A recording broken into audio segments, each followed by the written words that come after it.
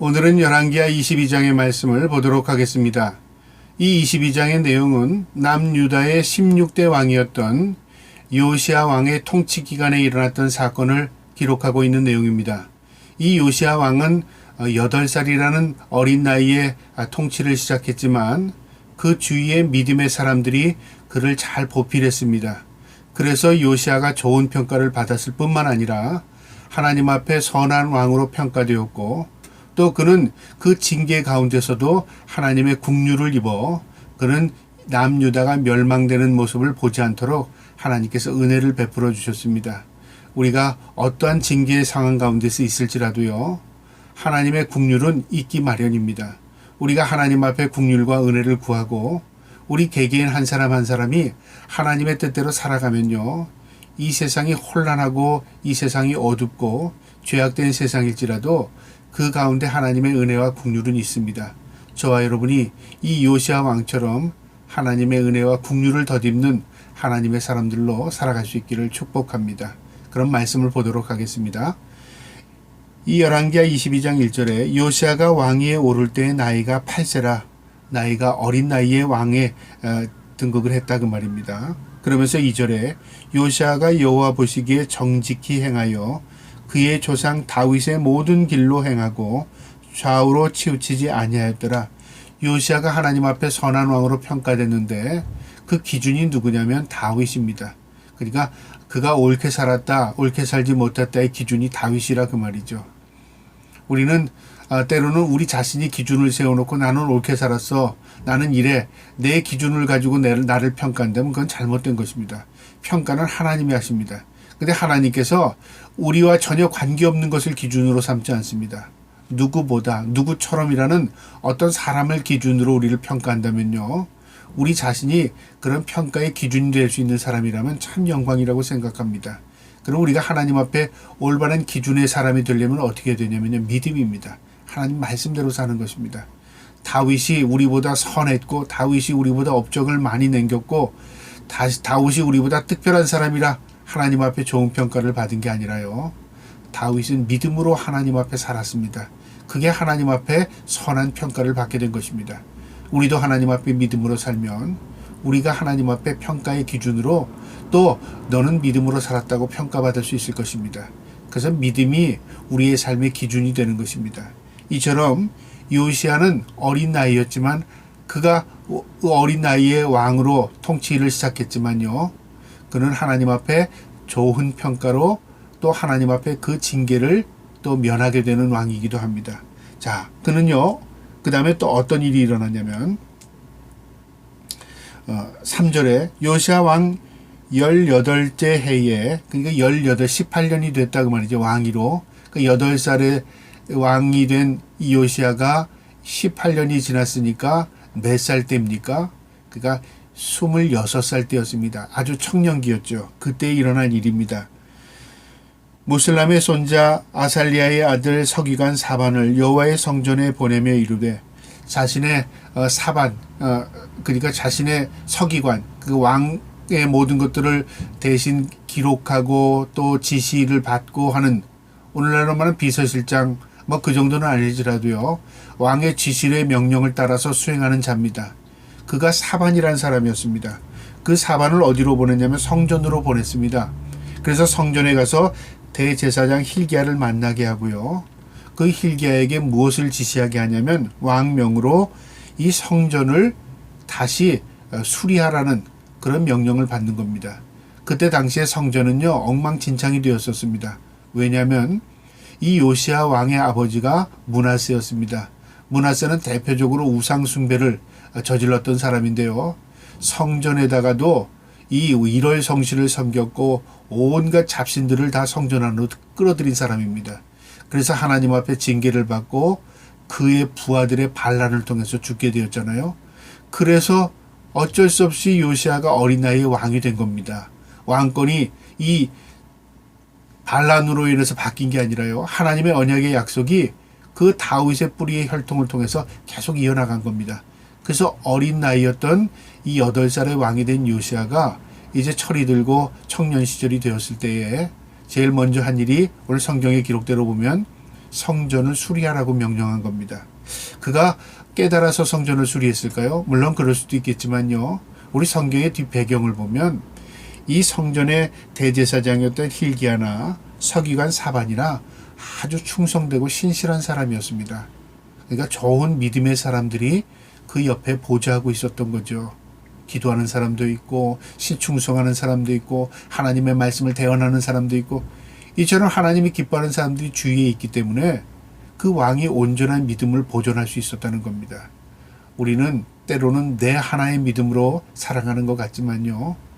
우리 주위에 좋은 믿음의 동력자들이 있을 때 우리의 믿음을 견고히 세워나가는 은혜가 있기도 합니다. 그래서 우리는 가족이라는 믿음의 공동체, 교회라는 믿음의 공동체가 얼마나 중요한지 모릅니다. 나 하나의 힘이 아니라 가족의 믿음의 공동체가 세워갈 때에 가정은 견고해지고요. 또 하나님 앞에 신실한 믿음의 공동체가 있을 때에 그곳에서 함께하는 믿음의 동력자들과 내 좋은 믿음으로 나를 성장시켜 나갈 수 있는 것입니다. 또 그걸 통해서 하나님이 우리에게 은총을 베푸니까요. 이처럼 이 요시야는요, 그 당시에 서기관 사반, 대제사장 힐기야가 아주 믿음에 좋은 사람이었습니다. 그래서 왕이 명령을 내리게 되었고 성전을 수리하는데요. 3절에 여호와의 성전을 맡은 감독자의 손에 넘겨 그들이 여호와의 성전에 있는 작업자에게 주어 성전에 부서진 것을 수리하게 하되, 이제 성전을 맡은 자들에게 성전을 수리하게 하고 그들에게 그 뒤에 물질적으로 공급을 해준 겁니다. 그러면서 6절에 곧 목수와 건축자와 미장이에게 주게 하고 또 제목과 다듬은 돌을 사서 그의 성전을 수리하게 하라. 그러니까 그 물질적으로 뒤에서 뒷바라지 해준 거죠. 성전을 수리할 수 있도록 충분한 재정적인 이 뒷바라지를 한 겁니다. 자, 그때의 7절에 그러나 그들의 손에 맡긴 은을 회개하지 말지니 이는 그들이 진실하게 행함이니라. 감독을 하되 그들에게 있어서 시시콜콜 뭐에 얼마 썼느냐, 이건 어떠냐, 그렇게 하지 않고 모든 걸 다 신뢰하고 맡겼다 그 말이죠. 믿음으로 행하는 길에 믿음으로 맡긴다는 것 굉장히 중요합니다. 이처럼 믿음의 공동체는 서로를 신뢰하고 서로에게 믿음으로 서로를 맡기는 것입니다. 하나님께서 우리에게 교회라는 것을 맡겨주셨지 않습니까? 그 교회를 통해서 우리는 신실하게 예수 그리스도의 몸된 교회를 세워나가지 않습니까? 하나님께서 우리를 믿고 맡겨주신 것입니다. 교회의 주인은 우리가 아닙니다. 교회의 주인은 목사도 아닙니다. 교회의 주인은 하나님이십니다. 교회의 머리는 예수 그리스도십니다. 그러니까 몸뚱아리인 그 교회를 세워나갈 때 우리를 통해서 하나님께서 교회를 세워나간다고 말이죠. 우리에게 맡겨주신 겁니다. 누구는 입의 역할, 누구는 코의 역할, 누구는 다리의 역할, 손의 역할 분담을 해주신 겁니다. 우리가 우리의 일에 충성하게 해나갈 때 하나님은 그 곳에 영광을 드러내십니다. 또 그 사람들 통해서 영광을 받으시고 또 은혜를 베풀어 주시는 것입니다. 이게 교회 공동체입니다. 성전도 마찬가지였습니다. 이 무너진 이 성전을 이 요시야의 명령을 따라서 이 충성된 자들을 통해서 보수해 나갈 때요, 모두 믿고 신뢰하고 맡겼다 그 말입니다. 진실하게 행했답니다. 하나님 보시기에 아름다운 모습이죠. 8절에요. 대사장 힐기야가 서기관 사반에게 이르되 내가 여호와의 성전에서 율법책을 발견하였노라 하고 힐기야가 그 책을 사반에게 주니 사반이 읽으니라. 이처럼 여호와의 성전을 이 보수해 나가는 과정에서요, 그동안 잊혀졌던 하나님의 말씀, 오늘날은 성경책입니다. 하나님의 율법, 성경책이 발견된 겁니다. 그럼 왜 그동안 성경책이 어떻게 되어서 이렇게 묻혀져 있을까? 그의 아버지 시대였던 므낫세 시대에 온갖 잡신 우상들을 섬기면서 이 제사장 가운데 추측컨대는 제사장들이 이거 그대로 놔뒀다가는 이거 다 소멸되겠다. 하나님의 말씀이 다 불살라지겠다. 아니면 없어지겠다. 그런 위기감을 느낀 것 같아요. 그래서 이것을 깊숙이 읽기는커녕 숨겨놓은 겁니다. 없어질까봐. 그러니까 모든 사람들의 기억 속에서 하나님의 말씀이 없어져 버린 거죠. 여러분, 우리가 하나님의 말씀을 떠나거나 없어지면 어떻게 될까요? 우리의 삶이 피폐해집니다. 하나님의 말씀이 없어지면 우리의 삶은요, 이제 모든 것이 다 흐트러지는 것이죠. 그래서 우상 숭배하고 그래서 죄 짓고 결국 그 일을 통해서 북이스라엘이 멸망당하고 남유다가 바벨론으로 포로로 잡혀가게 되지 않았습니까? 그런데 하나님께서 이 마지막 시대에, 이 유다의 마지막 시대에 이 요시아라는 이 어린 왕을 통해서요 은혜를 베푸시는데, 그 주위에 믿음의 사람들을 주었고 hil기야라는 이 대사장을 통해서 잊혀졌던 하나님의 말씀을 다시 읽을 수 있도록, 깨달을 수 있도록 기회를 주신 겁니다. 율법책이 발견된 겁니다. 이 제사장은, 이 hil기야는 율법책을 발견하고 자기만 읽지 않았습니다. 그것을 사반에게 전달했습니다. 그러니까 왕의 제일 가까이 있는 측근이든 사반이 그것을 받아가지고 자기만 읽은 게 아니라 그것을 가지고 왕에게 가서 왕에게 읽어준 겁니다. 이게 쉬운 것 같지만 쉽지 않습니다. 만약에 왕이 그걸 나한테 왜 읽어줘? 라든가, 그거 어디서 발견했어? 그리고 그걸 찢어버리다든가, 소각시켜버린다든가, 아니면 그것을 발견한 자들을 처단해버렸다면 오히려 그것이 더 화근이 되었을 것입니다. 그런데 신실한 hil기야가 그 다음에 서기관 사반을 믿고 그 말씀을 전달했고, 사반은 자신이 책임을 가지고 충실하게 왕에게 가서 그것을 담대하게 읽어줬습니다. 8절에 보니까 율법책을 발견하고 hil기야가 그 책을 사반에게 주니 사반이 읽으니라. 9절에 서기관 사반이 왕에게 들어가서 보고하여 이르되, 왕의 신복들이 성전에서 찾아낸 돈을 쏟아 여호와의 성전을 맡은 감독자의 손에 맡겼나이다 하고, 그러니까 성전에 이 법궤가 아마 숨겨져 있었는, 이 그 돈궤, 그러니까 연보함이 숨겨져 있었는데, 그 연보함을 돈을 쏟으니까 그 위에는 돈이 있으니까 그 돈을 다 성전 수리에 맡은 자들에게 다 주고 잘 보수할 수 있도록요. 그 밑에 보니까 이 하나님의 말씀인 율법책이 나온 겁니다. 이것이 어떤 책이냐? 바로 모세오경이라고 추측이 됩니다. 창세기, 출애굽기, 레위기, 민수기, 신명기 5권의 책이 율법서, 율법 모세오경이라고 하는데요. 이 모세오경은 하나님께서 세상을 창조하신 내용, 하나님과 인간의 관계 속에서 우리가 하나님을 어떻게 섬겨야 되는가, 그 다음에 하나님의 약속이 무엇인가, 하나님의 약속이 이렇게 되면 축복이 되고 이렇게 되면 저주가 된다, 그래서 우리가 징계를 받게 되고 이렇게 되면 복을 받는다, 그 내용입니다.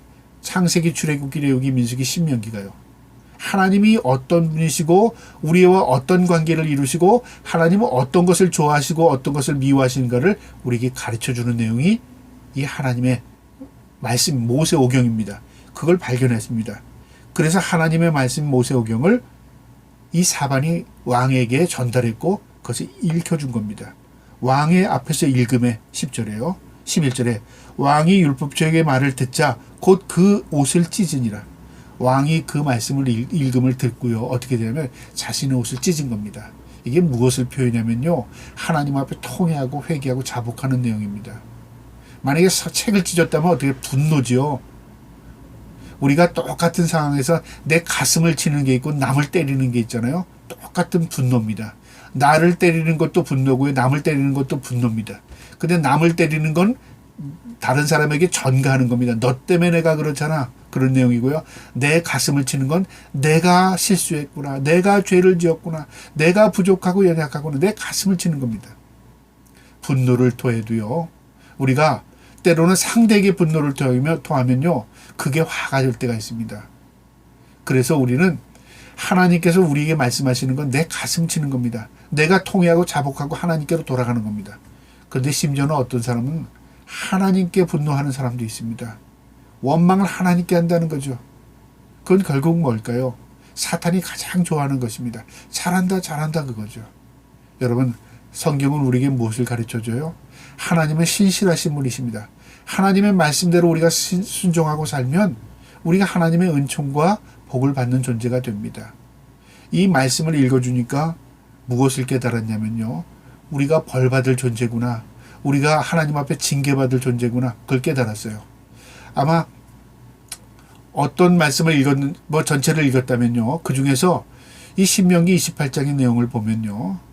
축복과 저주로 나눠집니다. 모세가 이스라엘 민족을 이 애굽에서 출애굽해서 이스라엘 민족을 이끌어낸 이후에 이 에발산과 그리신산 그 사이에 있을 때에 이스라엘 민족을 두 그룹으로 나눕니다. 한쪽은 에발산, 한쪽은 그리신산. 그러니까 그러면서 이스라엘 민족이 교훈하는 겁니다. 모세가 하나님의 말씀을 받아서 축복과 저주를 선포합니다. 이렇게 하면 축복, 이렇게 하면 저주. 하나님의 말씀을 대언한 거죠. 이스라엘 민족이 각인된 겁니다. 우리가 이렇게 살면 축복을 받는구나.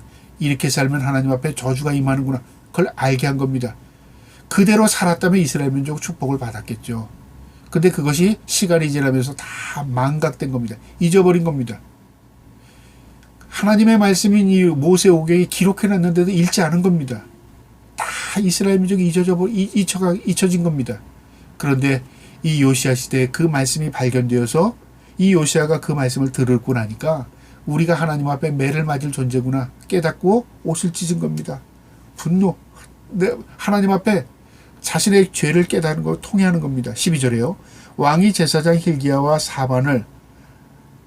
사반의 아들 아히감과 미가의 아들 악볼과 서기관 사반과 왕의 시종 아시아에게 명령하여 이르되 힐기야 사반 아하감 악볼 사반 그 다음에 아사야 이 신실한 사람들을 에게 명령을 합니다. 13절에요. 너희는 가서 나와 백성과 온 유다를 위하여 이 발견한 책의 말씀에 대하여 여호와께 물으라. 우리 조상들이 이 책의 말씀을 듣지 아니하며 이 책이 우리를 위하여 기록된 모든 것을 행하지 아니하였으므로 여호와께서 우리에게 내리신 진노가 크도다.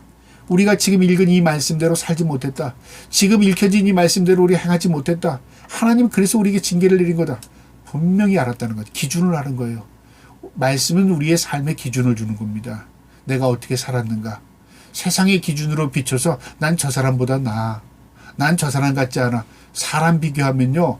그게 올바른 평가가 아닙니다. 무엇으로 기준을 삼냐면 말씀의 기준을 삼는 겁니다. 말씀에 비춰볼 때 내가 하나님 앞에 선했구나. 말씀을 비춰볼 때 내가 하나님 앞에 악했구나. 분명히 드러나는 겁니다. 이 요시야는 그걸 알게 된 거죠.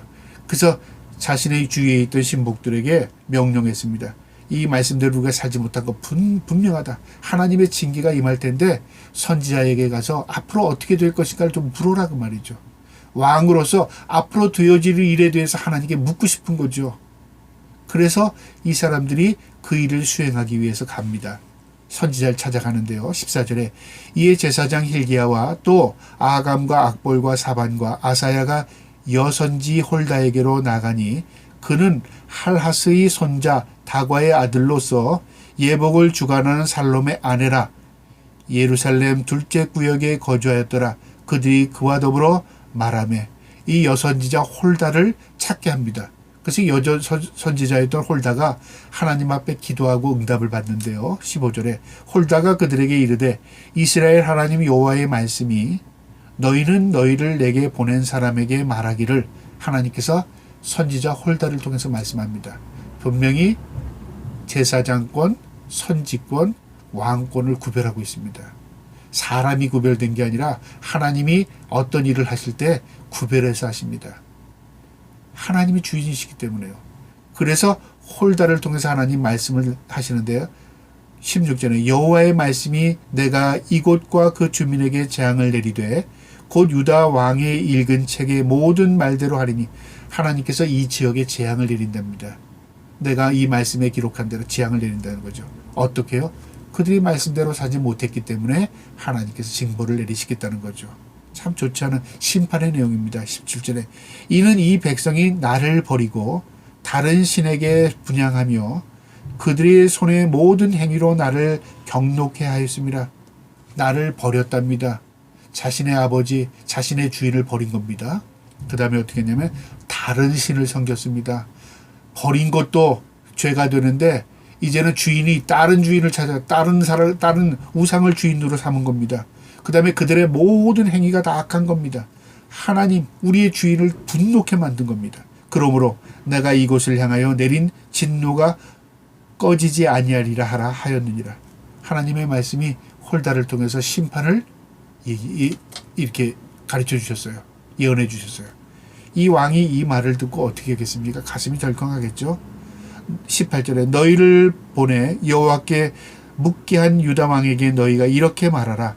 이스라엘의 하나님 여호와가 이같이 말씀하셨느니라. 내가 들은 말들에 대하여는 내가 이곳과 그 주민에게 대하여 빈터가 되고 저주가 되리라. 이 말대로 이 터가 빈터가 되고 저주가 된답니다. 한 말을 내가 듣고 마음에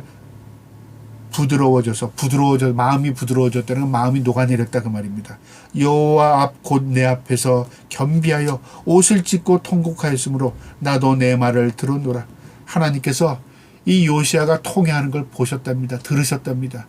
네가 마음이 녹아져 내리고 통회하면서 옷을 찢고 통곡한 거 내가 들었고 보았다 그 말이죠. 하나님이 회개하는 걸 기뻐하십니다. 하나님 앞에 회개하는 데 은총을 입습니다. 하나님 그걸 보셨답니다. 심판은 작정하셨지만 요시야가 통회하는 걸 본 겁니다. 그래서 어떻게 하나 보세요. 20절에 마지막 절입니다. 그러므로 보라, 내가 너로 너의 조상들에게 돌아가서 평안히 묘실로 들어가게 하리니. 무슨 말이냐면 너는 그 환난을 당하지 않겠다. 너는 평안히 살다가 너의 조상들의 무덤처럼 죽은 것처럼 너는 그 묘실에 묻히게 될 것이다. 너 때는 심판을 내가 면제해 주겠다 그 말이죠. 심판을 연기한 겁니다. 하나님께서 요시야의 눈물의 기도를 보시고 통해 회개하는 걸 보시고 그 민족에 은혜를 베푸신 겁니다. 심판 안 하겠다가 아니라 네 당대에는 심판 안 하겠다 그 말이죠. 그러면서요, 내가 이곳에 내리는 모든 재앙을 내 눈에 보지 못하리라. 너는 그 재앙을 보지 않게 될 거야. 여러분, 마지막은 심판이 분명히 있습니다. 성경은 1.1획도 땅에 떨어짐 없습니다. 요한계시록엔 분명히 주님 다시 온다고 우리에게 약속해 놓으셨습니다. 그런데 우리가 그 당시에 살지 시대에 살지 우리 후대가 그것을 맞이할지 우리는 알지 못합니다. 또 우리가 환난에 휩싸이게 될지 환난을 당하지 않을지 모릅니다. 그런데 중요한 것은요, 내가 하나님 앞에 온전히 살고 내가 믿음으로 살면 하나님이 환난을 제해 주십니다. 그 상황 가운데서도요, 어떤 방법으로도요. 이게 하나님의 약속입니다. 내가 믿음으로 살면 환난 시대에도 환난을 피할 수 있는 길을 주십니다. 또 우리가 믿음으로 살면 그 환난을 보지 않게 하십니다. 이게 은혜와 긍휼을 입은 자입니다.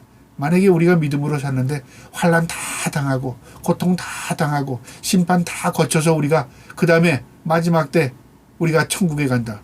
만약에 그렇다면요, 우리가 과연 믿음을 온전히 견뎌낼 수 있을까? 여러분, 우리가 연약한 자들입니다. 그래서 하나님께서 우리 연약함을 아신다고 성경 기록되어 있습니다. 내가 믿음으로 살고 하나님 신뢰하면 하나님께서 그 믿음을 저버리지 않으십니다. 요시야가요, 눈물로 기도했을 때 심판이 작정이 취소된 게 아니라요, 심판이 연기되면서 어떻게 되냐면 요시야에게 그 재앙을 보지 않게 하겠답니다. 하였더니 눈에 보지 못하리라 하였으니라 하니 사자들이 왕에게 보고하니라. 그 말을 든 이 hil기야의 말을 이 제사장의 말을 듣고 간 이 신하들이 왕에게 가서 그 내용을 그대로 보고한 겁니다. 요시야가 은혜를 입지 않았습니까? 이처럼 요시야가 하나님 앞에 붙들릴 수 있었던 것은요, 그가 선한 왕으로 평가받을 수 있었던 것은 단 한 가지 눈물의 기도였습니다. 회개였습니다. 그가 잘못한 거 아니었습니다. 그의 조상들이 잘못한 것이었습니다. 그의 선친들이 죄를 지은 겁니다. 그런데 그는 그 말씀을 듣고 통했다고 말이죠. 오늘날도 마찬가지입니다. 우리가 이 성경을 안다면 우리의 조상들, 우리의 선친들, 우리의 선배들이 잘못한 거 있다면 우리가 통회하고 눈물의 기도로 하나님 앞에 회개하면요, 우리는 긍휼을 입을 수 있습니다. 저와 여러분이 그 은혜와 긍휼 안에서 있기를 주님의 이름으로 축복합니다.